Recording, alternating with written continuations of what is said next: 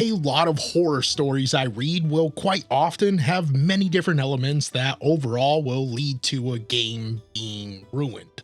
Now, the story I have for you today is no different. There's a power tripping DM that very obviously railroads the party, but there's one aspect I'm going to focus on today, and that is the ability to read your table as a DM. Solid table awareness, it's one of those skills that I would highly recommend if you don't have that as a DM to work on it, because it will unequivocally make you a better DM by simply just possessing that skill. Having the ability to read your players and pick up on table energy will help you identify potential issues and allow you to take appropriate actions, preventing them from evolving into full-blown problems at the table. Now, I understand that in today's story, this game wouldn't have made it much further if the DM did possess this skill. However, I thought that it showed a good spotlight of why this is an important skill for a DM to have. So without further ado, I'm Big Jesse. Let's get into it.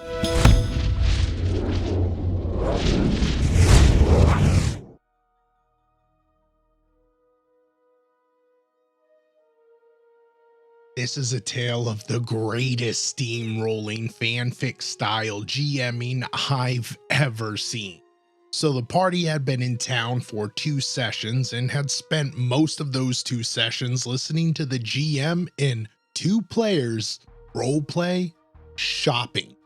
Excruciatingly detailed shopping. And then finally, on the 3rd session, we were able to get back to adventuring, and the party left to find an abandoned village located in the middle of a haunted forest.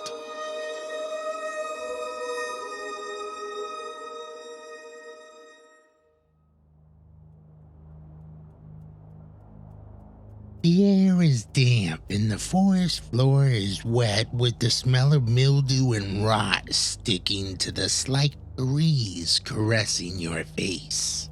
A thin layer of fog just thick enough for your eyes to play tricks on you seems to be all-encompassing and never-ending.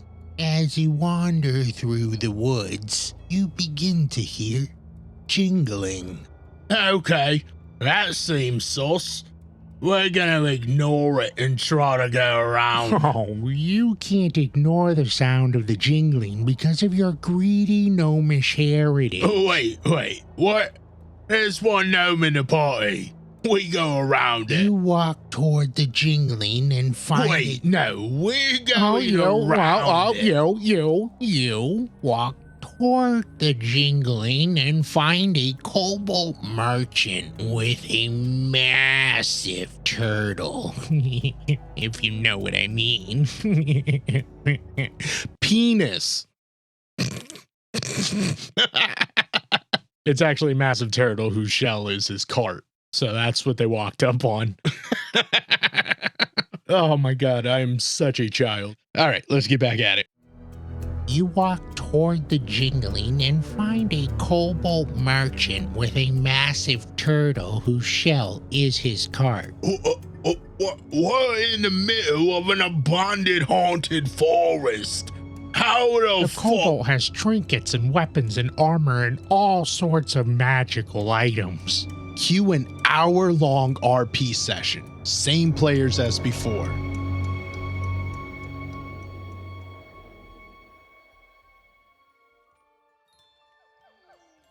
All right, I just wanted to jump in real quick, just to point a big fat finger directly at what I was talking about earlier, and that is this moment. And honestly, like I don't know why you would have 2 full sessions of shopping, and I'm sure there were other things involved, but to then have them leave town to start shopping again, oh man, that's rough. But it's very obvious if you just take a second and look at the table.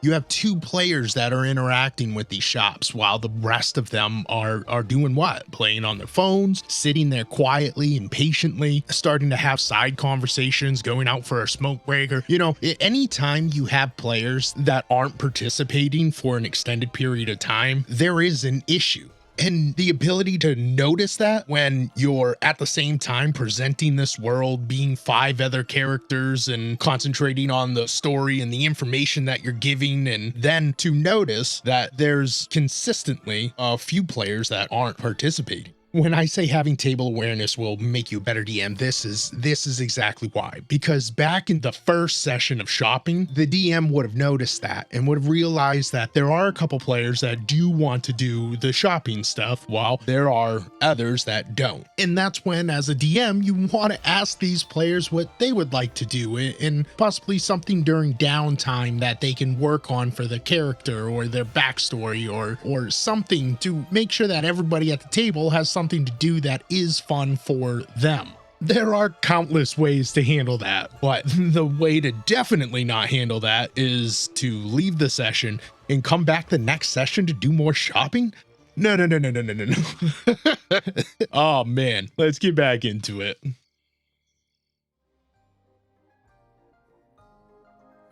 The rest of the table zones out pretty quickly and starts trying to pet/befriend the turtle instead of engaging with the shop. The GM was getting obviously annoyed we weren't participating and interested in the shopping episode part 3. Hey, you can't do that. You aren't allowed to talk or touch the turtle.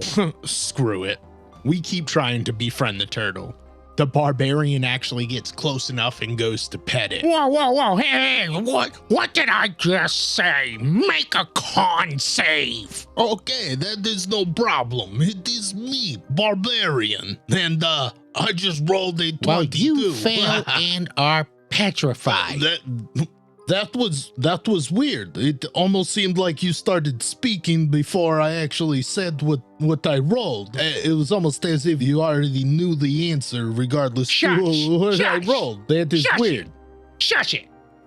Petrified people don't speak. The kobold and turtle are an illusion. It's actually an ancient bronze dragon. We're level 6. Hell no, we are out. We leave and drag our stony friend along with us. You aren't strong enough to move the body. No checks, no ways to problem solve, just... You have to pay the dragon 250 GP and apologize in order to unpetrify the barbarian. Otherwise, they need to roll a new character.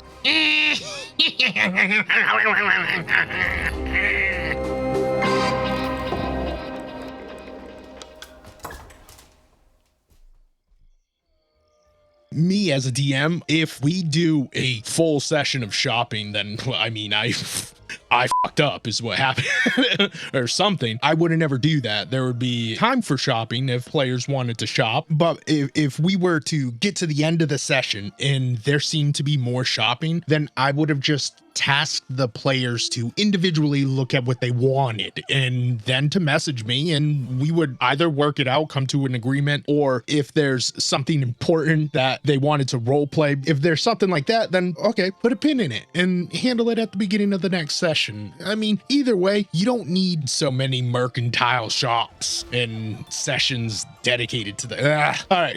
By ignoring these players, they got bored. Rightfully so. I understand it. In one of the games that I played in, I actually did something very similar to this. I bet a fellow adventurer 1 gold piece that he couldn't ride a hermit big ass dire wolf, like bigger than normal. And he ended up jumping on it in the DM. All pissed off at us for it. But yeah, I've been there. You know, that's why I say that if this DM would have had the table awareness to realize that there has been way too much shopping and not enough full party participation, if that would have been noticed, then they probably wouldn't have gotten bored and they probably wouldn't have tried to pet the turtle or befriend the turtle. I mean, I can't say for sure, but if I were a Batman, I would say that they probably wouldn't have gone down that road if they weren't bored at the table. My main point being, hone this skill and you will become a better DM. And as far as the rest of the downfall of this game, this DM seemed to get so upset when they didn't want to ride the rail, go on that track. And there are so many things that you can do in that situation when you want them to meet something at a crossroads, when you want them to have an interaction with something. But the thing that you don't want to do is take away that choice that they have in the game. Even if it's an illusion of choice, when you take that out of the game, then they're just passengers along while you narrate things, and that sucks. That's just bad DMing 101. Let me know down in the comments whether you agree or disagree, and if you want to support the channel, the easiest way is to give this video a like and consider subscribing. It's free. Now, if you have a story of your own you'd like to share, or if you wanted to recommend one you'd like to hear me do, or if you just wanted to say hi, come join the Big Jesse Discord. Link is in the description. I'm Big Jesse, and thank you so much for watching. Later.